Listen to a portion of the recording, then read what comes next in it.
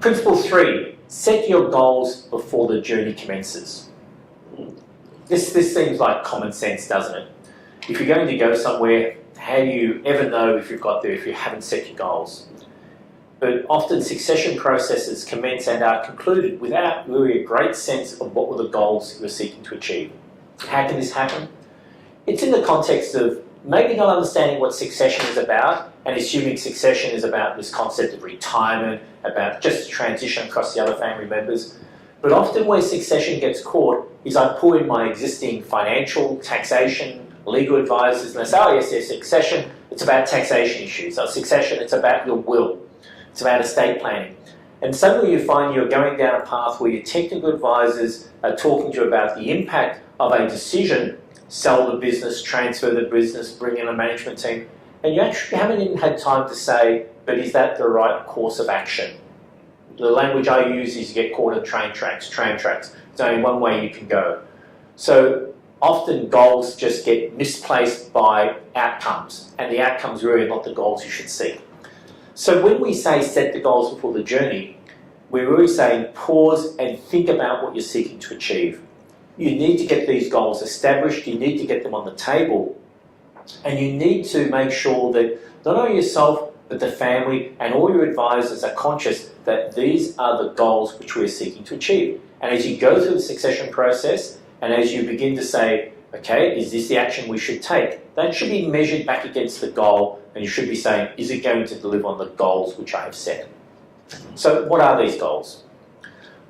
I think there are 5 fundamental underlying goals which are the underpinnings of succession. And that's your starting point. And where have these come from? They've come from our experience. They've come from the academic research which has been done. What are they pointing towards? They're saying that if you follow these goals, if you set these as your foundation, then you're on a good roadway to achieving an effective succession process. What's that mean? Transition of generational wealth across those lines. So let's just look at these 5 goals. Compounding of wealth, generation to generation, sense of contribution, individual growth, family unity. They are the 5 goals. Compounding of wealth. I would like to ensure that the wealth which I have built is multiplied as it goes across the generations. I actually want it compounding. And if you think about just interest in the bank account, as you put interest in the bank account, you get interest on interest, then interest on interest on interest, and you get the impact of compounding. As wealth grows in the family and gets passed across generational lines, you want the same outcome. You want a compounding of wealth. You want it to actually multiply quite significantly. The actions you're going to take are going to set you up for that compounding of wealth. Second, I want it generation to generation.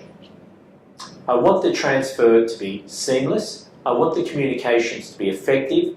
I want there really to be a removal of any barriers which may cause a falter. And we all know there is this language that first generation makes it, the second generation builds on it, the third generation loses it. And why does this occur? It occurs because this generational transfer is not considered carefully. The communications which go with it, the processes which go with it are not established.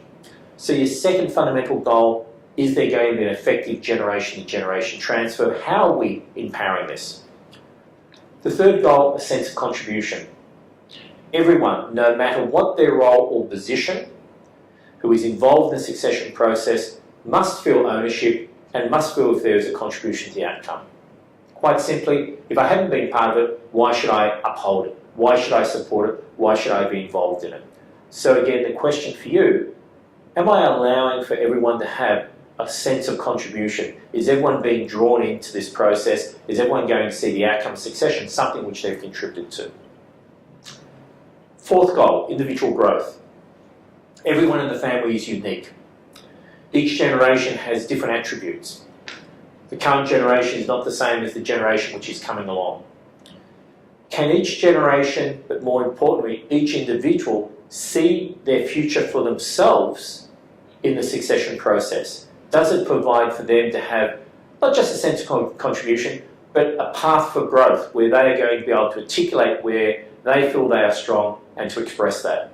Again, if there's nothing in it for me, why should I support it? If I can't see where I'm connected, if I can't see where the pathway is for me, if I can't see how I'm going to grow, why should I support it? Individual growth. And the fifth one is family unity.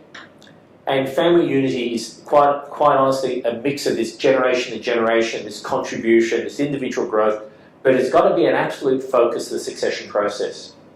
The whole family must own the succession process, and the process which you're running must seek to build unity and not create divides or set up circumstances which create disputes.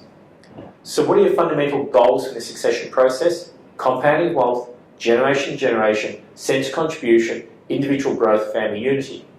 They're quite fundamental. You need to be able to step away from the process you're running and say, these are the goals I've set. How are what we are doing or intending to do going to enable and support these?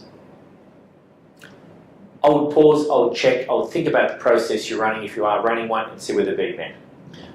You need to shift, however, from these overarching goals down to very much actionable steps and goals which are relevant to your unique specific circumstances as well. There's some broad questions I would ask you to get your mind thinking about this. First question, why are you now thinking about succession? What has triggered your action? What has occurred which is making you say, I need to think about this succession question? Second, what are your initial broad expectations about the business which may sit in the wealth map and the other assets which may be there? You're going to sell, you're going to transfer, you're going to hold. Third question, where would you like to be in 5 years' time? What amount of free capital would you like? What level of income would you like on an annual basis? What would you like to have happen to the various debts and commitments which exist related to the business? What level of involvement would you like to have in the business, and what level of involvement would you like the next generation to have in the business? Final question, fourth one, and is there anything else you would like to establish or support? A legacy, if you like that word. What are you thinking about succession for? What are your initial thoughts, your initial expectations? Where do you want to be in 5 years' time, and is there a legacy you want to establish? This allows you to now crystallise and take those 5 founding principles and express them as something specifically actionable and relevant to you. Your answers may end up something like this. And I'll just read a script of someone who actually did this recently. I'm now ready to address the question of succession. Others are ready, and we're eager to have them have a go at the helm. I need to shift and must shift my focus to another level to allow them the opportunity and permit them the experience to grow and develop the business. I would really like the business to be retained in the family, as we've invested a lot into it, and it's a great business with a good future. We need to bring the children up to speed on how the business is tracking, and we need to allow them to really know the business firsthand. We can then see how we can underpin its continuing success. The business needs to grow by about 25% to support the expanding family. My wife and I, we want to be personally debt-free, we want to be comfortable with our own individual capital base, we need to have a reasonable income flowing through to us, but we don't need a lot.